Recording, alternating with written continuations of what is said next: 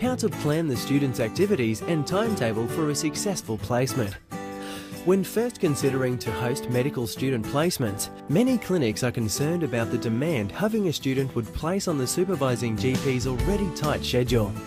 And while it's certainly important for students to spend time with their supervising GP, it is also a fact that a more well-rounded experience of general practice is to be gained if the student gets an opportunity to spend time and observe or participate in activities with as many different members of the practice team as possible.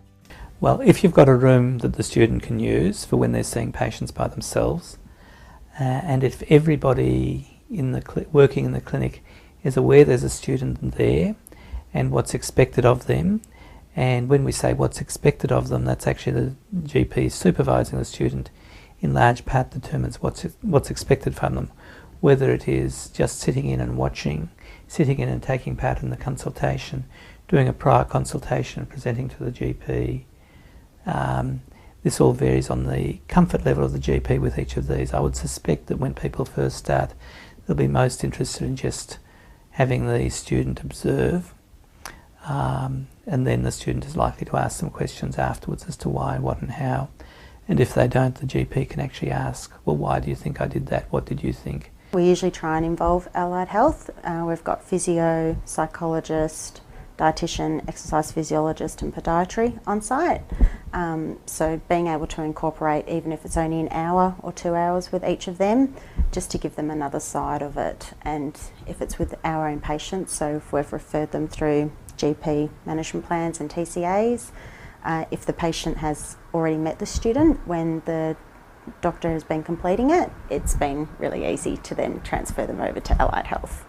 From sitting in during nursing and allied health consults, to assisting reception staff with arriving patients and learning to book appointments, partaking in all aspects of running a GP clinic, both from a clinical and administrative perspective, will provide a real-world experience of the challenging and rewarding aspects of work in primary care.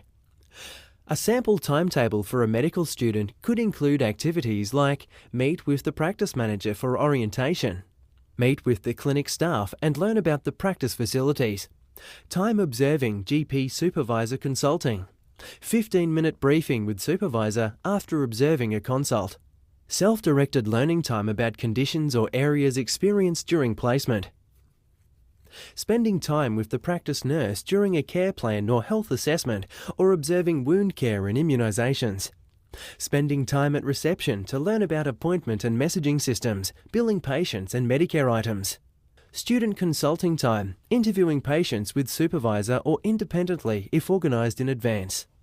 They usually spend about an hour with me because they go through MBS item numbers and how to bill, what you are allowed to bill, what you're not allowed to bill, what Medicare accepts. And yeah, it's usually only about an hour with us. Unless if they'd like more information, especially when for final year, when they are helping out with their care plans and TCAs and what you can and can't bill, they do get a bit more involved because they like to know what paperwork to do, what they can and can't do. A timetable template can be accessed from the download section to the right of this page. It's a good idea to allocate time at the start of the placement to discuss, plan and review the timetable with the student. Offering the student an opportunity to provide input into their timetable and activities they will undertake during their placement offers a fantastic way for the student to reflect and identify areas of particular interest, as well as any perceived knowledge gaps and learning needs to try to address during placement. Depending if you've got a student in first year or a student in final year, the amount of responsibility that can be delegated to that student is highly variable. So final year students tend to actually get to do a fair bit, and I just look on and say, yeah, that's good, or no, that's bad. Well, from the medical student, I think it was quite specific because they wanted to do care planning and they wanted to do health assessment, the home visit health assessment. So that was pretty straightforward. So I think we met initially because she wanted to know, it was interesting, I think she had more questions than perhaps a nursing student did. But maybe that was because she'd already looked up what it was and knew what it was all about. So we just talked about, I guess from her side being medical, from our side being nursing, it was just a swap of information of what I might have said, looked at differently to what she looked at. Yeah, so we met beforehand, and then we chatted a bit in the car, so I gave her a bit of a chat about the patient, what I knew about the patient beforehand as well. And then coming back, we then did the same thing. We had a discussion, and then she just filled in all the paperwork. I get the student to do things like spirometry, which means the patient gets a real value out of being here with the student. The student has a significant period of time when they can actually take history and interact with the patient, and then I can assess how they've understood what's happened there. The students have got certain areas they have to cover, which is great, but they can only really cover them if there's a patient with that problem comes in.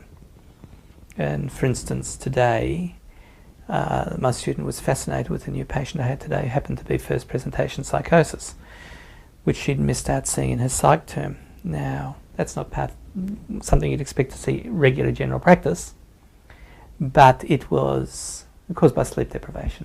But it was something different. I couldn't have put that in.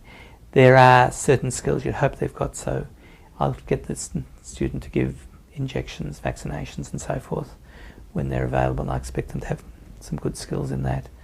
Do an ENT examination with the otoscope and so forth. We expect that. I'll often get either a partial or complete physical exam, and I've done the exam as well, and then we'll compare notes. The preparation probably was in her showing us what she was actually already, eligible to be able to do, or had already been accredited to do, I guess, from the uni point of view, and from a dressing point of view, or whatever it was that we just talk through what she'd have to do, or she'd watch me do it first and talk me through what I needed to do, and then she would do it herself. This concludes part 2.